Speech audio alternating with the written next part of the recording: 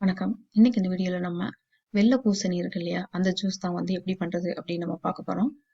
இது எப்படி பண்றது அப்படின்னு நம்ம பார்க்கலாம். இதுக்கு வெள்ளை பூசணி கொஞ்சம் எடுத்திருக்கேன்.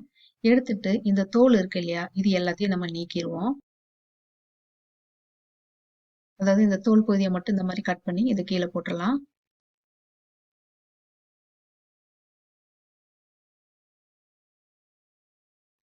இந்த தோல் எல்லாம் நல்லா நீக்கிட்டு இதை சின்ன சின்ன துண்டுகளா கட் பண்ணிக்குவோம். ரொம்ப சிறுசா கட் பண்ணணும்னு அவசியம் கிடையாது. ஏன்னா மிக்சியில தான் போட்டு எல்லாத்தையும் அரைக்க போறோம்.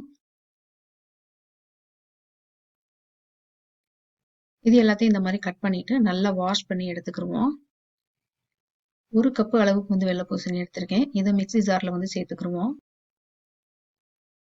கொஞ்சம் ஒரு 1/4 டீஸ்பூன் அளவுக்கு சீரகம் சேர்த்துக்கிருவோம். ஒரு 1/4 டீஸ்பூன் அளவுக்கு மிளகு சேர்த்துக்கோங்க. இதுல நம்ம சுகர் எதுவுமே சேர்க்க போறது கிடையாது. கொஞ்சமா உப்பு சேர்த்துக்கோங்க. இஞ்சி வேணும்னா சேர்த்துக்கோங்க. இந்த ஜூஸை டெய்லி குடிக்கிறதா இருந்தா இஞ்சி டெய்லி சேர்க்கணும்னு அவசியம் கிடையாது. வாரத்துக்கு 1 நாள் இல்ல 2 நாள் நம்ம சேர்த்துக்கலாம். இப்ப இதுல 1 கப்பு தண்ணி சேர்த்துட்டு நம்ம இதை நல்லா பேஸ்டா அரைச்சு எடுத்துக்கிருவோம்.